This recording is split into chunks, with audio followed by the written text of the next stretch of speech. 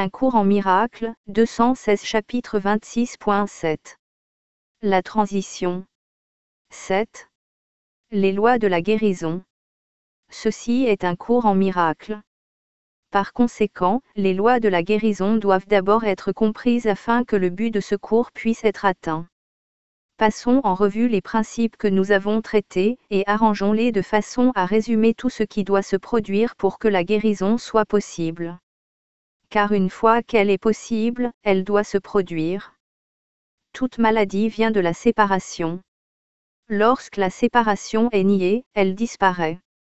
Car elle a disparu aussitôt que l'idée qui l'a amenée a été guérie et remplacée par la santé d'esprit. La maladie et le péché sont vus comme conséquences et causes, dans une relation gardée cachée à la conscience afin d'être soigneusement préservée de la lumière de la raison. La culpabilité demande punition, et sa requête est accordée. Pas en vérité, mais dans le monde d'ombres et d'illusions bâties sur le péché.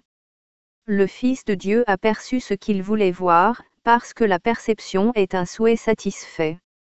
La perception change, faite pour prendre la place de la connaissance inchangeable. Or la vérité est inchangée. Elle ne peut pas être perçue, mais seulement connue. Ce qui est perçu prend de nombreuses formes, mais aucune d'elles n'a de signification. Porté à la vérité, le caractère insensé en est apparent. Tenu à part de la vérité, il semble avoir une signification et être réel. Les lois de la perception sont l'opposé de la vérité, et ce qui est vrai de la connaissance n'est pas vrai de quoi que ce soit qui est à part d'elle. Or Dieu a donné une réponse au monde de la maladie, qui s'applique à toutes ses formes. La réponse de Dieu est éternelle, bien qu'elle œuvre dans le temps, où il ait besoin d'elle. Or, parce qu'elle est de Dieu, les lois du temps n'affectent pas son fonctionnement. Elle est dans ce monde, mais n'en fait pas partie.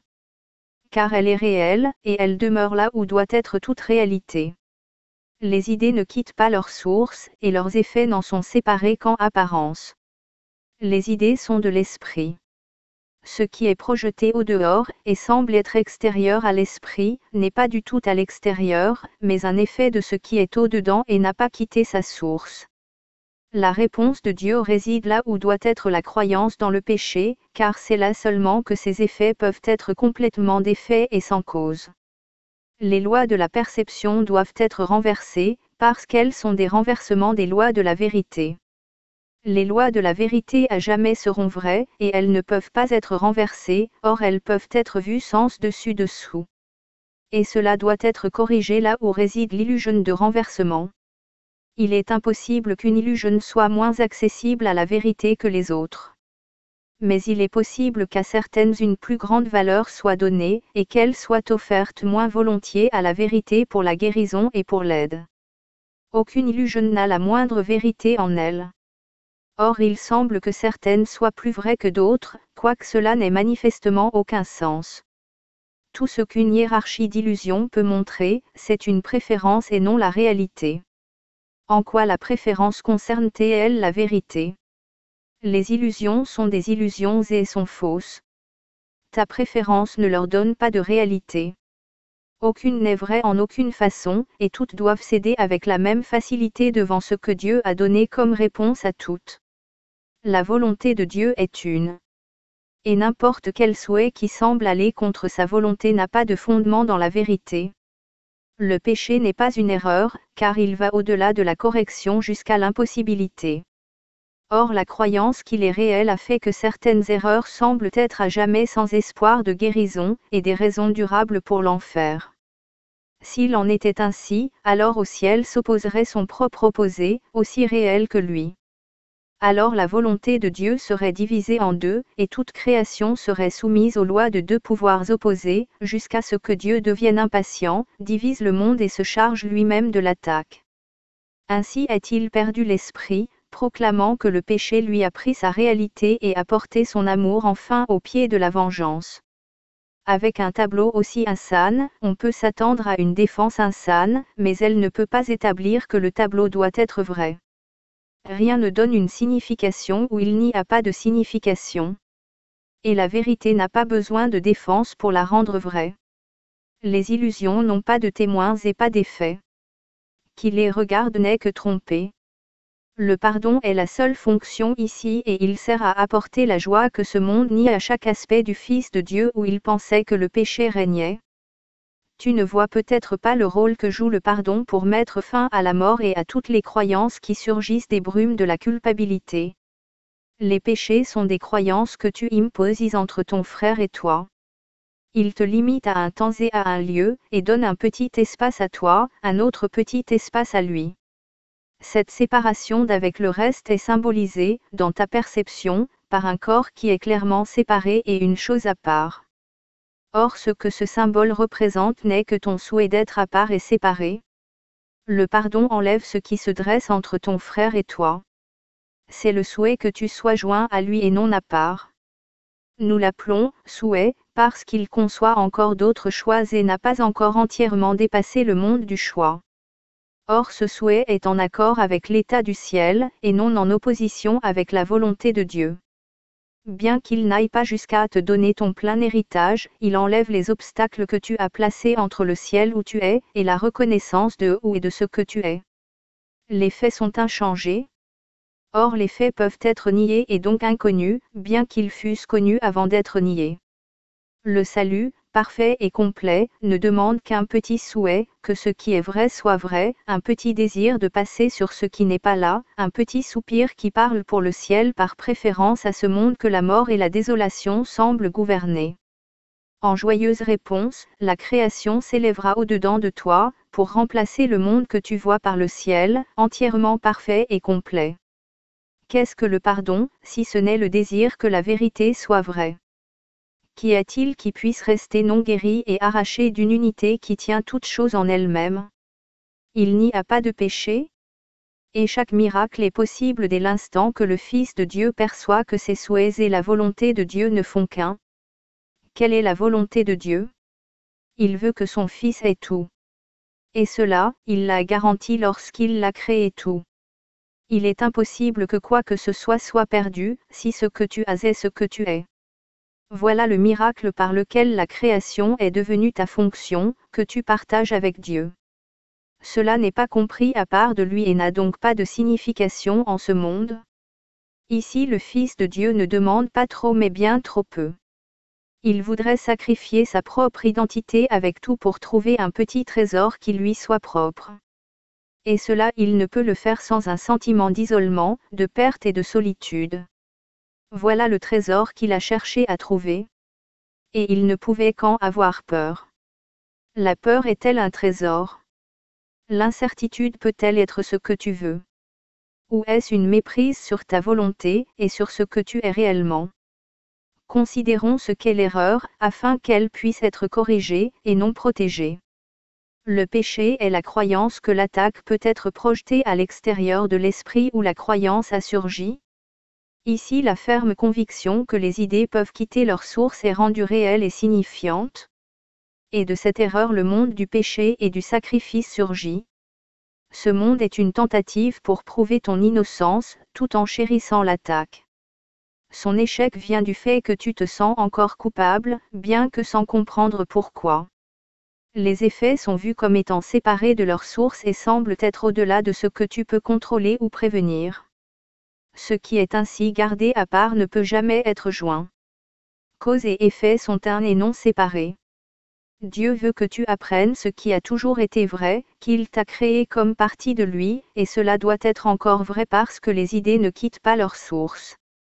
Telle est la loi de la création, que chaque idée que l'esprit conçoit ne fait qu'ajouter à son abondance et jamais ne lui enlève. Cela est aussi vrai des souhaits futiles que de ce qui est véritablement ta volonté, parce que l'esprit peut souhaiter être trompé mais il ne peut pas faire de lui-même ce qu'il n'est pas. Et croire que les idées peuvent quitter leur source, c'est inviter les illusions à être vraies, mais sans succès. Car jamais le succès ne sera possible à tenter de tromper le Fils de Dieu.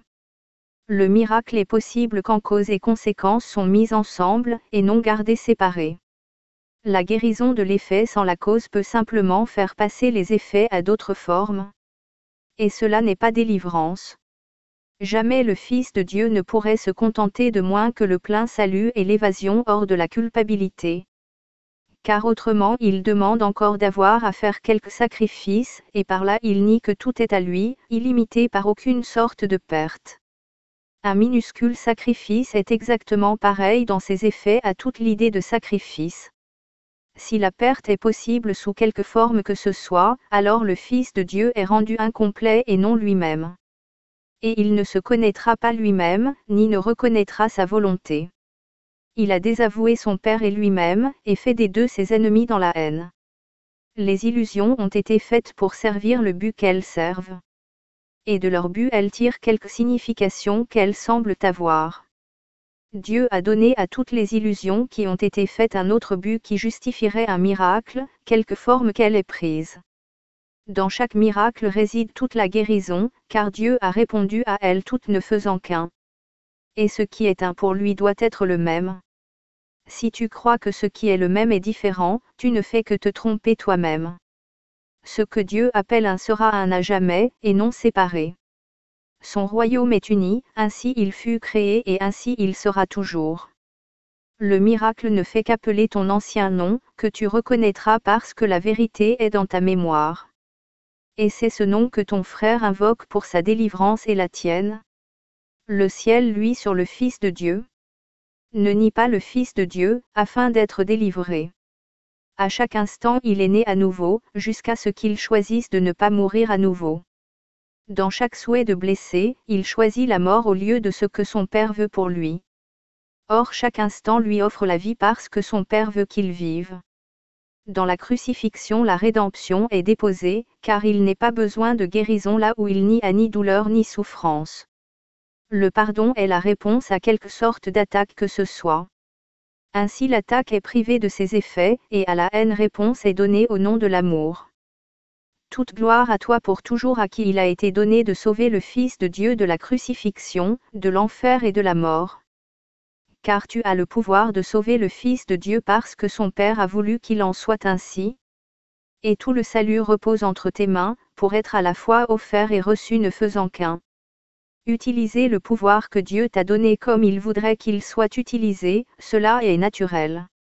Ce n'est pas arrogant d'être tel qu'il t'a créé ni de faire usage de ce qu'il a donné pour répondre à toutes les erreurs de son Fils et le libérer. Mais il est arrogant de mettre de côté le pouvoir qu'il a donné, et de choisir un petit souhait insensé au lieu de ce qu'il veut. Le don que Dieu te fait est illimité. Il n'y a pas de circonstance à laquelle il ne puisse répondre, et pas de problème qui ne soit résolu dans sa gracieuse lumière. Demeure en paix là où Dieu voudrait que tu sois. Et sois le moyen par lequel ton frère trouve la paix dans laquelle tes souhaits sont satisfaits. Unissons-nous pour bénir le monde du péché et de la mort. Car ce qui peut sauver chacun d'entre nous peut nous sauver tous. Il n'y a pas de différence parmi les fils de Dieu. L'unité que nie la particularité les sauvera tous, car ce qui est un ne peut avoir de particularité. Et tout appartient à chacun d'eux. Il n'y a pas de souhait qui se trouve entre un frère et les siens.